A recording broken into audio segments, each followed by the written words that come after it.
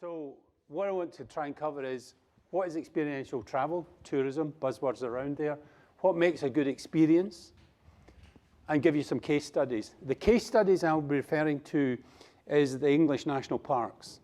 I did some work 3 years ago when the 9 national parks on England came together and started working together. Now it just so happened they got a big slug of cash from Visit England to help create and develop experiences, experiential tourism. All the research that Visit Britain had done that was out there saying this is what the international consumer is looking for. They want to be able to have experiences. So we worked with them to develop some toolkits and various things, and then that was cascaded out to the 9 national parks. So I'll be referring back to that. I'll try to show a video, Wi-Fi, a wee bit dodgy and stuff like that, so we'll see how that goes. So that's what I'm going to cover. So what are visitors looking for from destinations? When they come to a destination, we're saying that point, it's destination-led. What are visitors looking for? So the first point is that this is Walk the Peaks aviation history. That's in the Peak District. And this is going to be a busy slide again, but what they've put together as an experience is aviation history, where the dam busters flew in the Peak District, where this is actual wreckage of planes. A bit morbid, but engines or stuff that's coming down there. And what they've done is bundled it together. And they've created this package experience, and it is about exploring the landscape. It's tapping into the history of the aviation. It's tapping into RAF 617 Squadron, the Dam Busters, the movie that was out there. All of that was there. Discovering hidden secrets. I'm going to take you to a part of the Peak District that you've never been to before. That's what Andrew's doing. When he takes out with a pony, takes you out to the part of the world, and takes you to places you haven't explored. Your guests are able to get in the vehicle and get to parts that not everyone has been to or explored before. That's what it's about. So you're beginning to give them that added value, so you can begin to charge a wee bit more. And then they loop it together, and they bring it together with a lunch. They've got a guide, conservation guide, so they're obviously looking at the landscape and being concerned. It's in a national park. And then they bundle it together. 2-course Dam Busters lunch, 85 quid for the day. Thank you very much. So that's when I say they're looking for authenticity. It's not just a walk-up, oh, I've just thrown this old engine onto the hill here. It is real. Touch it, feel it, get involved in it. And the English National Park Experience Collection is the brand. They've got a website. Google it. You'll find some great stuff that's on that site and good ideas. So what do we mean by experiential tourism? People, when they come to places, they want to live it, breathe it, touch it. They want to become part of it. I said right at the beginning, you guys have been ahead of the curve because you're doing that. You're already giving people that opportunity to live it, to get into the hills, to get up into the ski slopes, to go back country in March when the snow was really good. Thank you. And I was stuck in Edinburgh. But you become part of it. You really, really get involved in it, so they feel as though they're getting something that no one else has got before. So what do we mean by experiential? And we talk about experiential tourism. Well, actually, it's been around since 1999, Harvard Business School. It's an economic theory. It's about economic value. It's about progression in price. You start off with a commodity, you make a good, you make a service, and you deliver the experience. Right. The younger one in this room are not allowed to answer this question. 25 years ago, who would have turned around and said you'd have paid 6 quid for a cup of coffee? Huh? Yeah, it's a cup of coffee, it's a cup of coffee. Starbucks have applied that to the price of a cup of coffee, so the wee bit of the slide is missed off. You get the coffee bean. It's grown. You take away the coffee beans and you turn it into something. So that's a commodity. You make goods from it. So that's the coffee that you buy. You then deliver the service. So you get the cup of coffee in a cup. Thank you very much. Then Starbucks come along and say, do you want a skinny latte, uber chocolate, caramel shot, double, triple, thank you very much, £6. 5p to £6. That is experiential. That's all it's about. So it's not about solely dedicated to tourism. We've got an advantage because we can add lots of value to the program, to the services that we're offering. Sorry. It gives a layer in tourism, broader sense, of going beyond the traditional goods or services. So it's taking it beyond a hotel room. You go in, you sleep in your hotel room, put your head down, you come away, thank you very much. How was your stay? Hotel room, it's a bedroom. It's fine, thank you very much. It's going to that next level of combining many things together to create this experience for you. So a tourism product is what you buy. So you go and buy a hotel room, you go and buy a meal, you go and buy an attraction ticket. But it's when you turn those into an experience, that's what the consumer goes away remembering. They think about that the next day. They think about that opportunity to having met the chef or met someone that's been climbed the Ben North Face, taken part in the British Surfing Championships, came second. Well done, Finn. Open tournament. So just, and that was the Canadian Tourism Commission came up with this in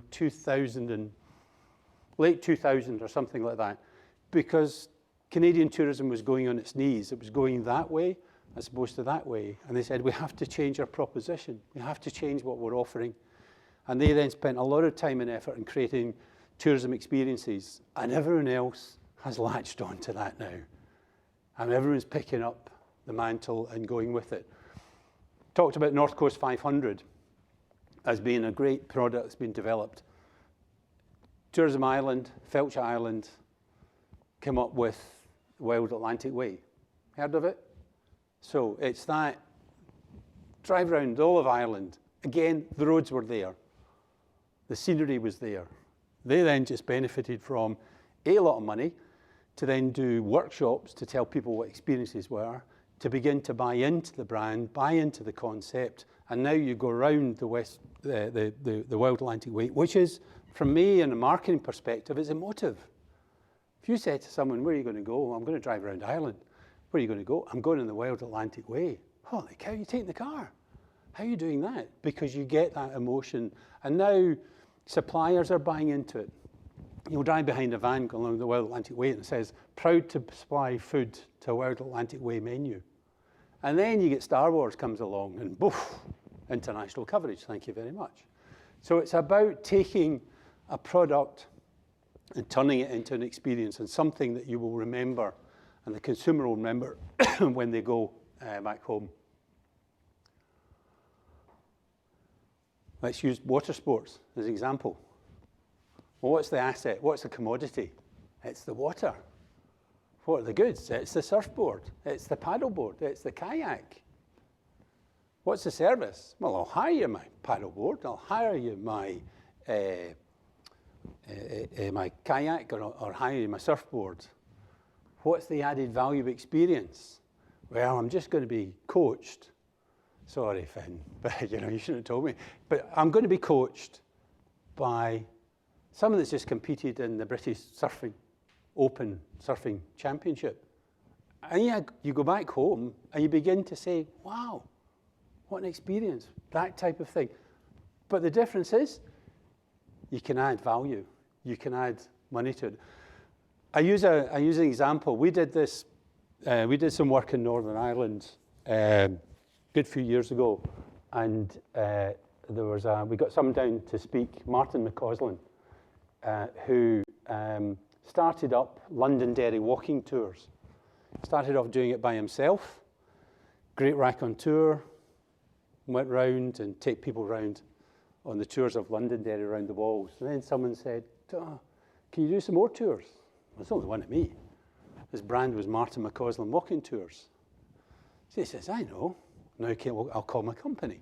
Martin McCausland Walking Tours. Got the jackets on the back, Martin McCausland Walking Tours. Unfortunately, he died a couple of years ago. But he ended up with 8 guides working for him.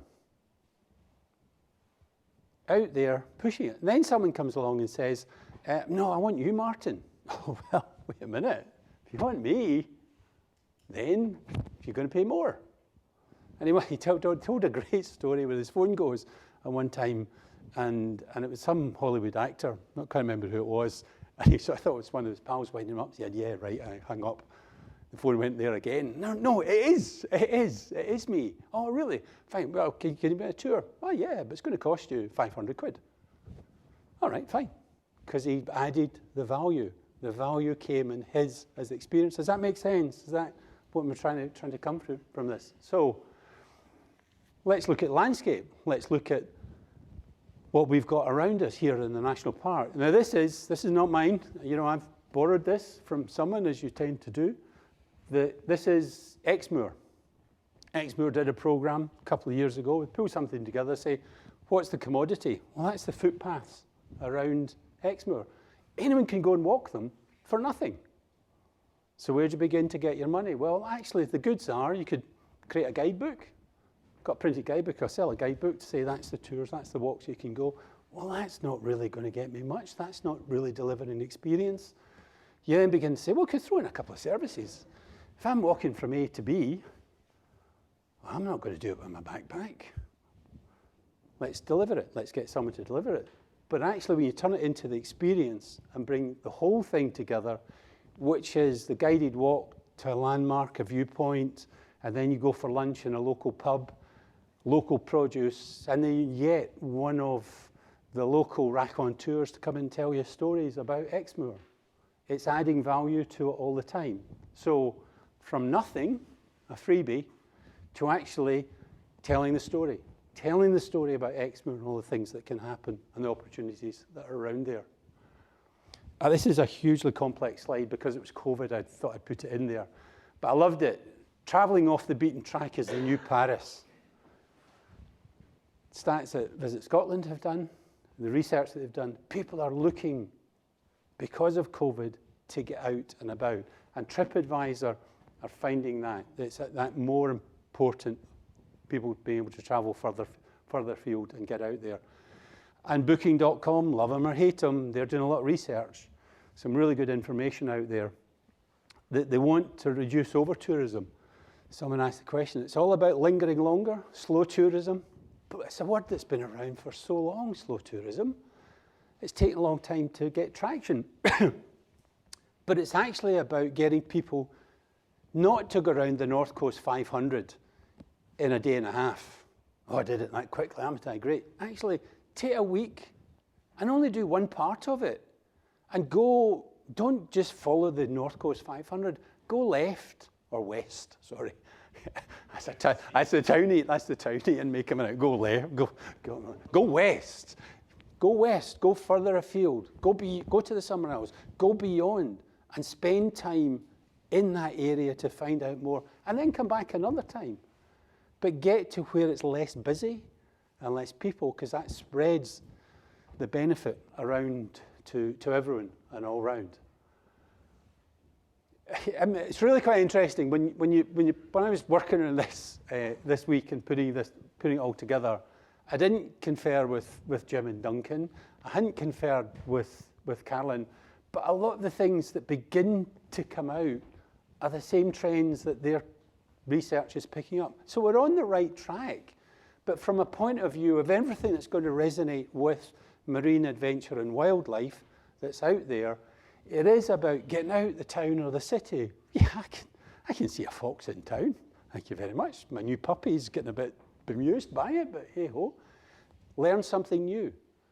That's what experiences are about. You go and learn something new. So, sorry, Malcolm, I don't want to rub it in, but next week, I'm going back. I haven't been on skis for 18 months, but I want to go back and what's the next stage that can be taken on to, which is what you guys have all been doing in adventure. You've been teaching people to do things or taking them on to that next stage. getting to the outdoors, improving health and well-being. I'm not going to go through them all, but all of those things stack up. The really most important one, I think, from what's coming across in the visitor management information that Visit Scotland have pulled out and everywhere, is about supporting local businesses. It's that making sure you all work together and actually make a real benefit of it. I had a weekend I was down for a group of us last weekend in the Borders. We went to Abbotsford House, and they've got fantastic self-catering accommodation that's there. And, you know, the usual type of thing. Oh, yeah, well, everyone will do a shop before we go, and then we'll just have, we'll eat inside. We said, no, well, let's just buy local. Let's go down and buy something local. Let's support local businesses. So we went down there, got there on the Friday evening, and we had our food, and we said, well, we're going to buy some, we'll just do roast chicken, 14 of us. We'll get 3 chickens, veg, and then dessert and stuff like that. So we get down into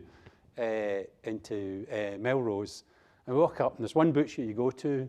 It's Roger Baird, the rugby player. Yeah. So we go in there, and we walk up at 12:30. Oh, front window's empty. Oh, that's a bit. And the guys are scrubbing down everything. We're thinking, we're goosed. We're going to have to go to Tesco's. And and he saw us looking in the window, and he goes like that. And he comes to the door. He says, go round the back, because we've just washed this floor. So we went round the back. He said, what are you looking for, guys? He said, I'm looking for 3 chickens. He said, all right, yeah, sure, no problem. And then we find fresh ones. Yeah, please. He said, I've only got 1 fresh one. Oh, wait a minute. He talked to two of his staff, and he said, have you got the fresh chickens still through the back there? Aye, get them, give them to the boy. So I get 3 fresh chickens. I thought I was doing a drug deal. Come round the back. Out we come with 3 chickens. But that was supporting local businesses. And then we went to the veg in Melrose. Alistair, do you know the name of the veg shop? I can't remember, sorry. But again, we bought local. And with a big bag of potatoes. And I said to one of my pals, George, you're on roast potato duty. Sure, they're awfully dirty. I said, George, they come out the ground. You know, they weren't pristine and polished. They were filthy. So it's about, those are the trends that need to tap into and engage with. What about the bar of wine? Did you buy that from the local wine supplier? Just making sure. So what's the difference between an experiential tourism and a tour? You know, here we go. We've got, we're on the tour bus. We're going on this tour. We're taking you around Scotland, and if it's whatever. It's about people, places, and participation. It's a good photograph. It's all right. It's okay. But it's that about that connecting and beginning to make those stories, make things work. What makes a good experience? A really good story. Callan referred to it. Again, it wasn't a double act. I thought it's a fantastic opportunity because Andrew's got this fantastic product. It takes time for a new product or experience to get traction in the marketplace, especially when you are high-end, paying top dollar for it. But there's a great story to tell, not just that, you know, so you've got a horse carrying your backpack, but you're going, that's what you're doing. But actually, it's the history that's there, and that's the way the Highlands worked. That's the way the rural communities worked, and things were moved about. People get hungry. So therefore, connect with local suppliers. I talked earlier on about the supply chain. The supply chain is really important in terms of, all right, we're going out for a walk, we're out for an 8-hour hike, bring your own sandwiches, off we go, thank you very much.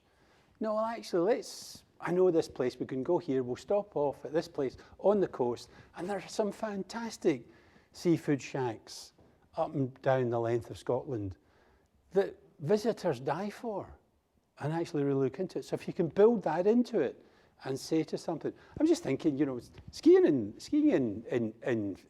Europe, you know, it's always, I know the right restaurant to go to. That's the best restaurant. We'll get a really good meal there.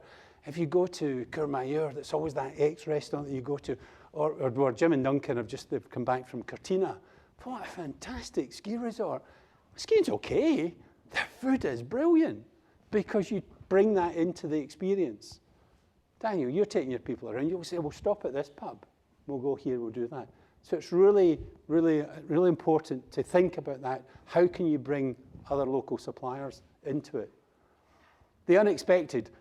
When I was putting this together, I was trying to find this shot, and I thought, yeah, dolphins and people and closeness. And I thought, no, wait a minute, that doesn't fit with sustainable and responsible tourism, because actually that whole issue about encroaching, the best I could come up with, that's Loch Morlich and the ducks are there.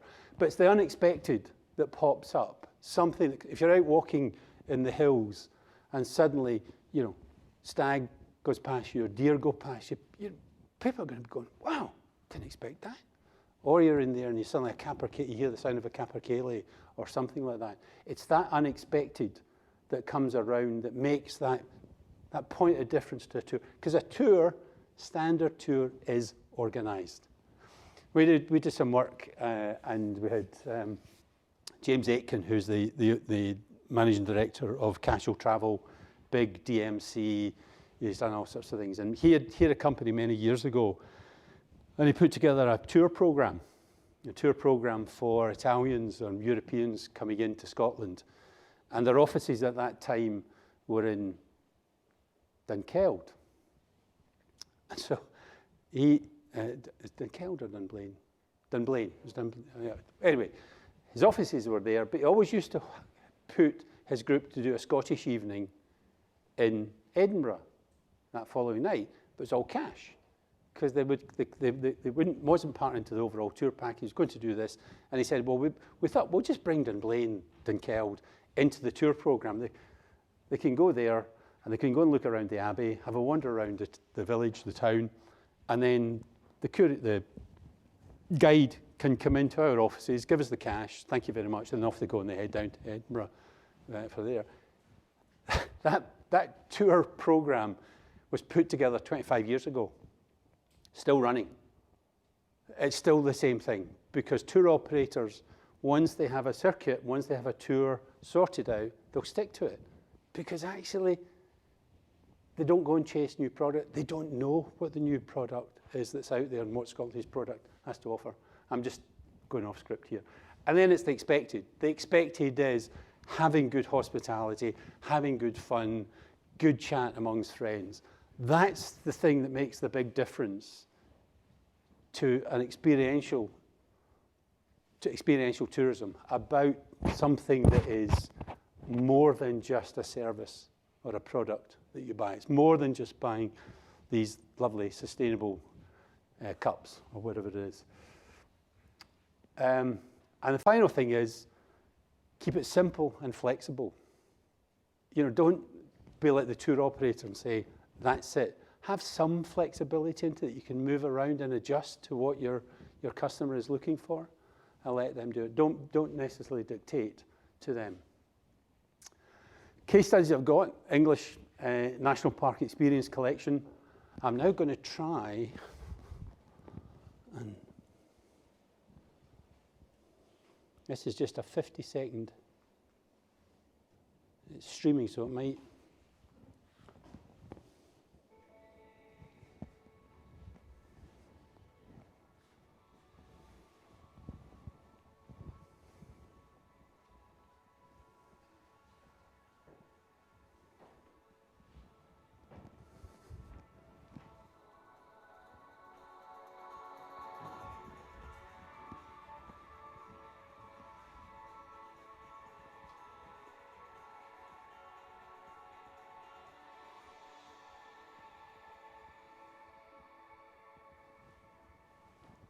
There's nothing in that video that is any different to anything that we've got in this room.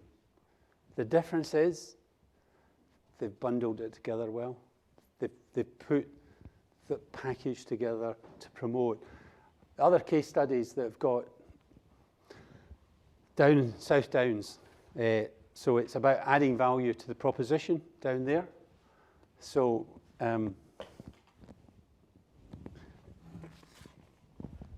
So a winery, you start off with these. You'll have seen a lot of these in South Africa.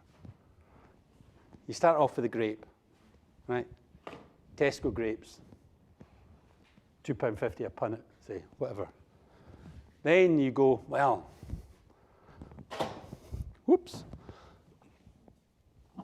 we put it into a bottle of wine. Goes into the bottle of wine, well, you charge X for the bottle of wine. Available tonight to drink, just so you know. Yeah. Then, George, that was absolutely the wrong thing to say to me. You put it into the wine glass and you taste it. And I'll leave it for Fergus. But actually, the real added value that comes into it is then when you meet the winemaker, posh name, vintner. You meet the winemaker and he'll tell you that this is X, Y, Z, this grape, and actually you want to pair it with this food or that food. And where are you staying? Oh, you're staying in our lodge. Well, the chef's there. He'll cook a meal to go with that wine. So all of a sudden, we've gone from the £2.50 a punnet bunch of grapes to taking it right up to there. I'm not picking on you, Craig, not because I was in South Africa first time. Friends had originally from that part of the world went down there on holiday. I was blown away by the wineries and the restaurants attached to the wineries and the experience you got in the tours. And I'm from a 4- and 5-star hotel background, both this country and the States. I've never, ever, ever come across such a high level of quality of hospitality, food, service, and great wine. So does that help? I mean, it's always easier to try and fish. I can't, get a pair of skis off and go up in the middle of the slopes and do whatever. But it's about adding value to everything all the time. So you think on it on that side of things, and rather than just selling a product, selling your tour, it's what more can you add to it? Some examples, which again have come from English National Park collection. I make no excuses because there are others. There are some out there within, within Scotland. Some of you guys are doing it, but I just wanted to try and show you something different angle. Let's look further afield. Surf Yoga and Woodland Wild Camp. It's in the marketing. It's in the packaging, the bundling it together, putting it to the right way. And this either come from Airbnb, English National Park Experience Collection. And there's 2 days, 169 quid in a tent. Sorry, but they've elevated it and they're lifting it up from there. You've got hills, heaths, hops and hampers. It's out in the Downs and it's out there connecting. They're taking you back to an 18th century, a brewery in 18th century buildings. It's all of that authenticity. It's not, here's the brewery. Yeah, we built this brewery. It's been there since the 18th century. It's a bit like the artisan distilleries that are opening up again, or artisan gin that's coming out now. So much more. It's adding more value to it. 4 hours, £65. I'm not going to flip over to the website, but there's two guys pulled together. It's a business that they've got called Unmissable England. They piggybacked on to the Discover England Experiences collection, and they've got experience. Actually, I'll try it. I might just. It's quite. No, it's not. It's because it's. I'll maybe try and show it tomorrow. They're then showing experiences that are on offer to the consumer across all the 9 national parks. And you go into the Lake District and click onto the Lake District and you say, are you looking for adventure? Are you looking for culture? Are you looking for, I can't remember the others that they've got, and then takes you into these experiences that they're offered to the consumer, and they're all priced out and they're all get catchy. It's attention-grabbing headline that draws you into it, rather than just, cycle rounds the Peak District. It's got something more of interest that pulls out from there. TrekSoft, which are the big, channel manager, content booking, they're saying big travel brands are putting themselves into experiential tourism experiences that they can sell and latch onto. And the final one then is about how do you develop this proposition? And that's what we'll pick up with you as we go through the one-to-ones with you. If you're looking to do it, if you're quite happy with what you've got, fine, tweak it. You know, that's fine. But you know, we can talk to us about it. But it's more about getting them to take part in something that they won't experience themselves, that have the stories and everything that's there. So if we look at this side, I think this has got a pointer. Yeah. So developing your proposition, what's unique about it? What is the point of difference that you have over the aviation history and the peaks? What is it? What is your point of difference? What is it that gives you something that's there? So what assets do you have that you want to build into that and bundle together into your experience? Who can you work with? So who is out there that you can work with? Local accommodation provider. Where's Reese? Reese, where are you, Reese? I mean, you've done phenomenally successful because you've got out engaged with accommodation providers that have got their accommodation by the water. So you could take his boards, kayaks, whatever, right to them type of thing. So it's what's your difference and who can you work with? Who can you partner with to make things happen? And what kind of customer you want, which then, if we then look back to the consumer research that we've got, you're actually then able to say, well, that's the consumer research that you begin to become much, much more focused on your marketing activity and who you can then begin to target and how you want to reach out to them. So that's experiential tourism.